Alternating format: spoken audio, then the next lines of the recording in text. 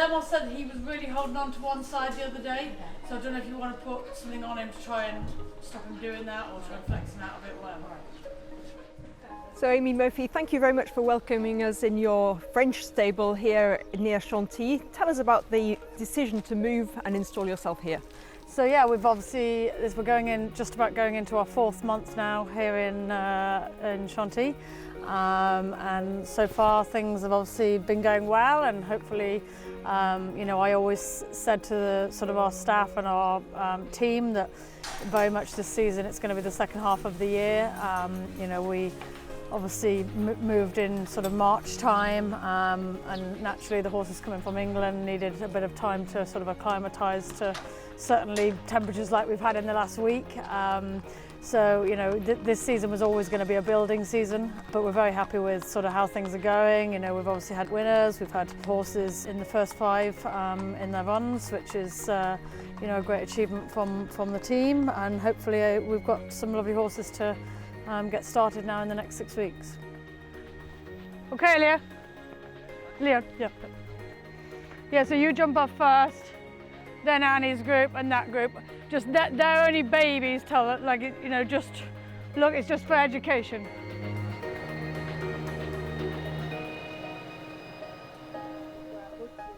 Whenever you're on a horse, it feels like it takes 2 minutes to get here, but when you come on foot, it feels so much longer when you're waiting around for them.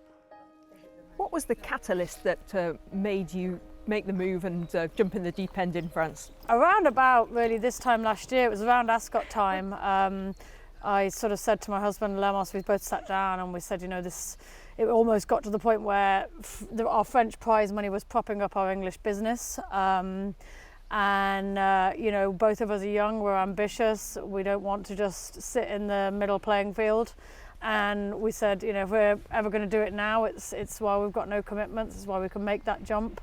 Obviously, as I'm sure you know, it wasn't an easy decision to take, and certainly more the French business setup was incredibly hard, much harder than I could have anticipated. But, hopefully now from here on in, it's all going to be well worth it. But, it was a lot of the factor was that, prize money here was sort of paying for the English business, which just didn't sit right with me. And, if I'm going to have a fruitful, successful career being a racehorse trainer, I want to doing it right, and hopefully we can, as I say, this year is very much a building year and a setting up year, and hopefully we'll, this time next year we'll be in a good place. Racing inside the final 200 metres, Bailey's Honeymoon is all out here. Gary is responding on the far side. Gary and Bailey's Honeymoon. Bailey's Honeymoon is going on to score. Also a part of the team is Lemos, your husband. How does that work from a kind of a professional and also a personal point of view that you're here and he's over in Newmarket?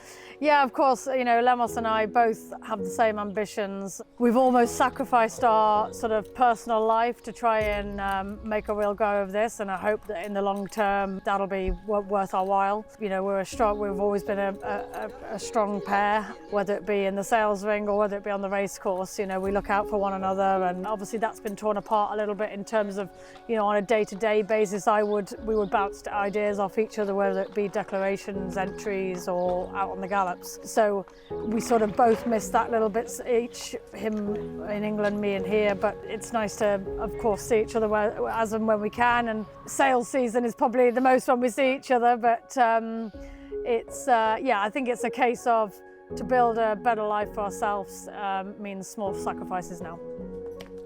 My main job is to be, I'll sit on this horse and then I'll say, this is ready, this is need this trip, this ground, where now she needs to rely on the lads. So she got good lads, she got good people working for her.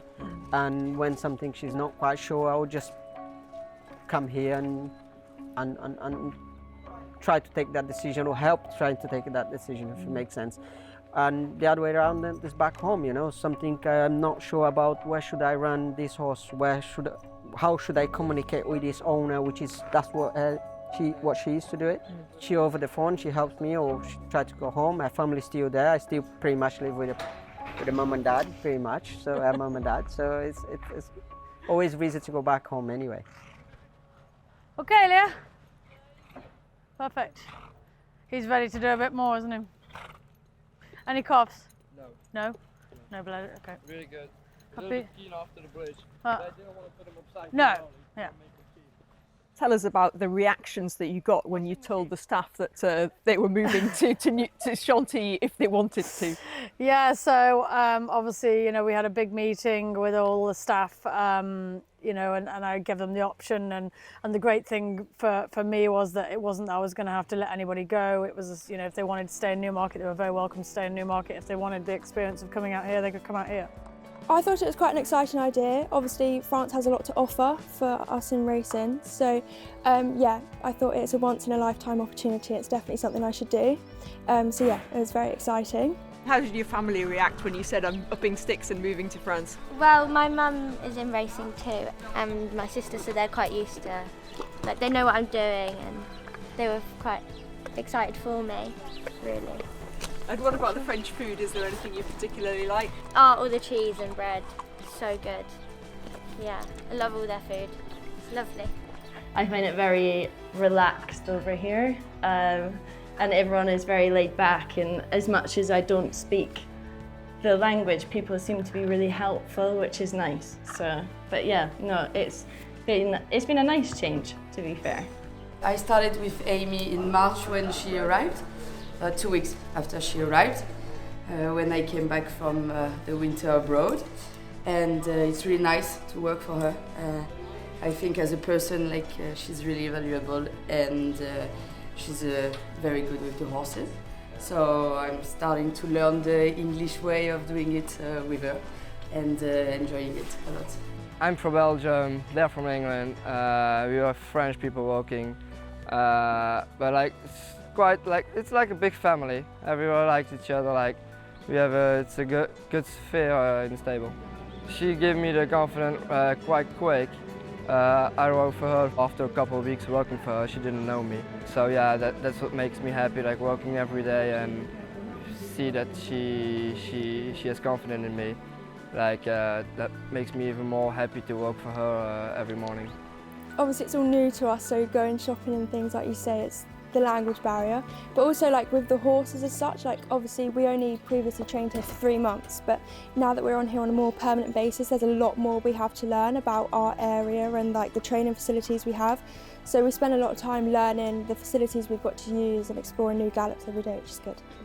The people that are here absolutely love it. I mean, of course, it's an easy time of year to love it. How could you not love France in the summer when everything's happening, you know? They've settled in well here. For me, it's been a huge help having them, you know, they know my routine, they know how I like things done. Yeah, we've been very lucky in the sense that our core head team have come with us, which, as you know, is a big part of it. And yeah, I think so far they're enjoying it, so I hope that continues for them.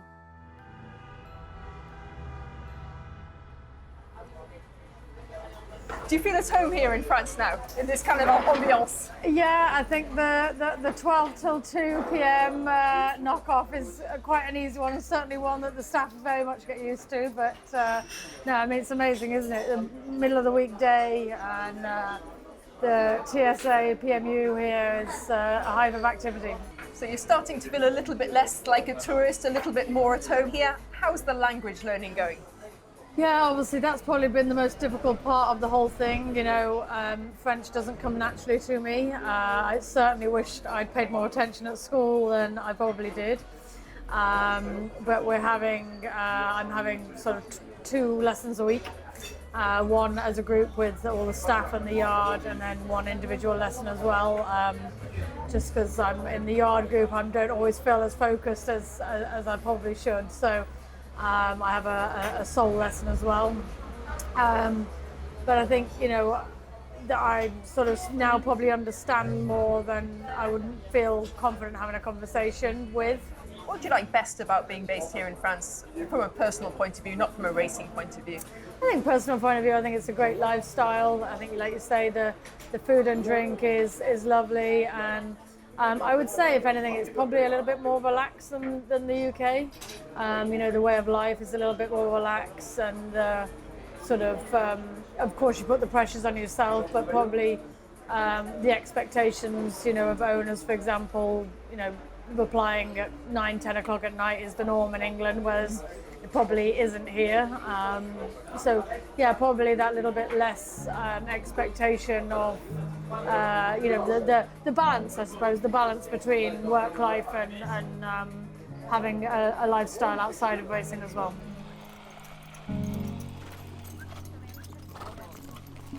And he can come up and down the 6 as well, but obviously just on the steady side. You and Silk Road still on the steady side out the back.